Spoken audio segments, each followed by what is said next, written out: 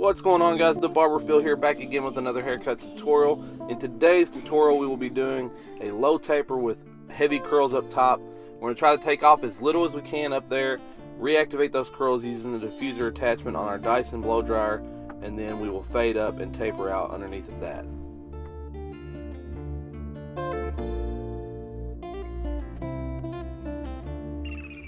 So what saturating the hair really well is going to do in this case is, with the hair being extremely curly, it's going to allow us to get it a little bit straighter, which is easier to do as far as shear work. It's a little more precise when it's straighter. And then also, obviously, we want to be able to section this hair properly and make sure that we are taking hair from the proper areas.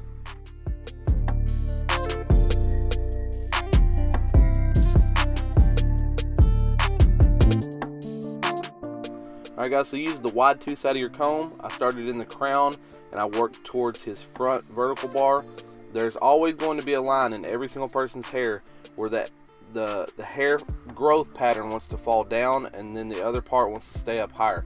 That particular line is where you want to take your fine tooth side of the comb and really separate it downward and then upward, and then that's where you can start to go to work from there. Now we're going to do some block graduation.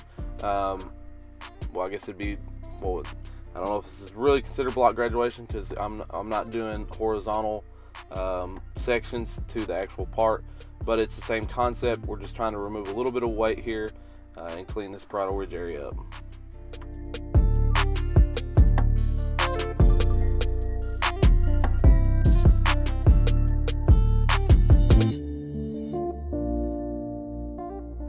Once we have that foundation set up in the block graduation, we're going to come through here.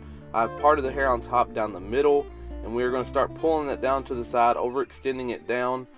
And what we're going to do is pretty much just remove about a half inch, maybe 3/4 of an inch in certain areas if it really needs it, but not much at all, honestly, guys. Figuratively speaking, to how much he has. I'm not taking a ton off. I did the other side as well, doing the same thing, and then we comb the hair back forward. Now what you should have is there should be a peak down the middle from where you have cut the two sides shorter. There should be a peak down the middle, so you should be able to work your way down that middle section, pulling a little bit from the two side sections, and you should be able to tell where that peak is. Now what I'm doing in the middle, just to make sure that we do continue to add a lot of texture so those curls stay, is we're doing a lot more point cutting in the middle than what we did on the sides.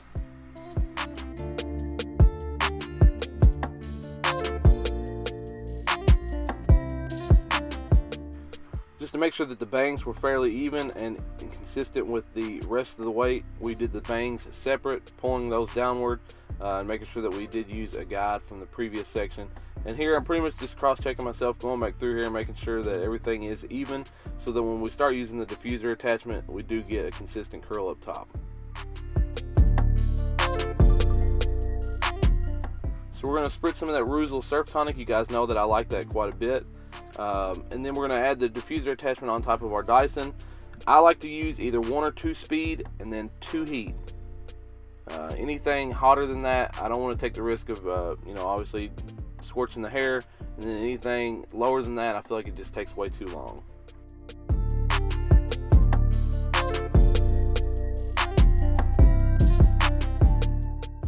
Now with those curls up top being reactivated thanks to the diffuser attachment, what we're going to be able to do now is come in, blow out the side panel here with an open 3 guard.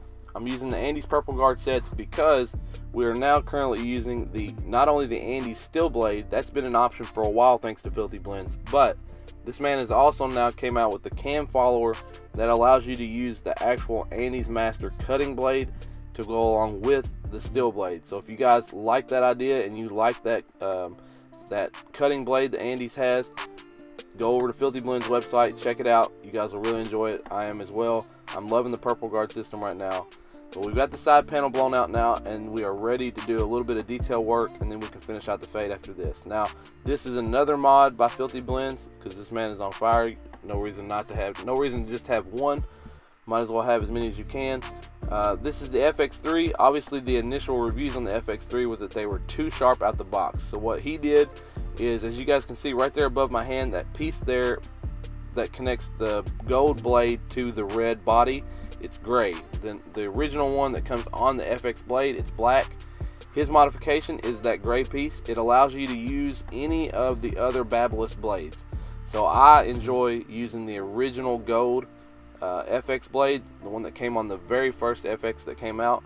That's my favorite one. It's the shallow tooth, I believe. And so that right there, that modification allows you to use any of those blades. I picked it up from him, threw it on there, and this thing's been working like a beast ever since. Now we've got an open 2 guard, and we're just flicking up into that 3 guard that we previously did. And as you guys know, we're going to just continue to fade down. We'll probably do an open 1.5 here in just a second, followed by the open 1 guard, and then we'll taper up into that 1 guard.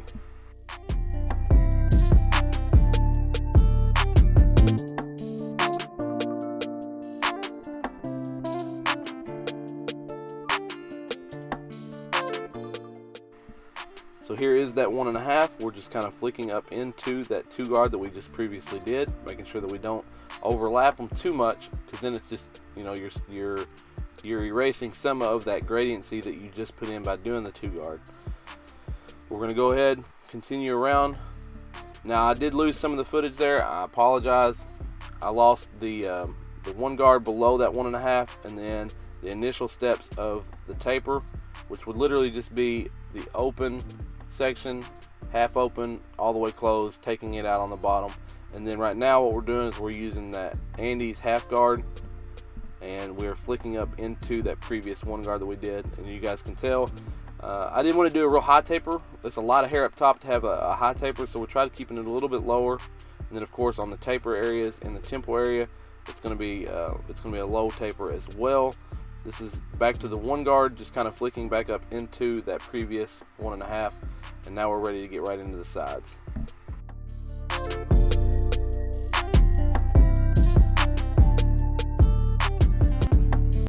So with an open 1 guard, we're trying to flick up into that 1.5 that we previously did.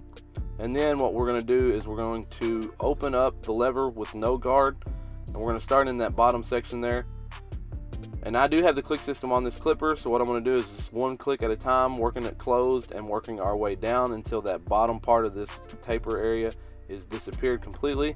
And then from there we can go ahead, and I did actually throw on the diffuser attachment again after this clip here. I didn't get the other side, guys. I'm sorry. I'm still trying to get in the habit. If I would record more videos, I'd probably be more precise with my camera work. I did not get the other side, so we just had the one side to work with. We're using the diffuser attachment just to reactivate those curls, mainly in the parietal ridge area, to make sure that sides do connect into the top and it's not a major undercut. And that does it for this tutorial, guys. Do me a solid, leave me a like, comment, subscribe, turn on that notification bell, guys. We will hit 5K sometime this week, so one of the next videos coming up, we will do the 5K giveaway. You guys stay tuned to see what that will end up being. Until then, guys, check out my man Smile here. You know you've done it right whenever you get a smile like that from a client. Until the next video, guys, y'all know I appreciate y'all. I love y'all. The Barber Phil, I'm out.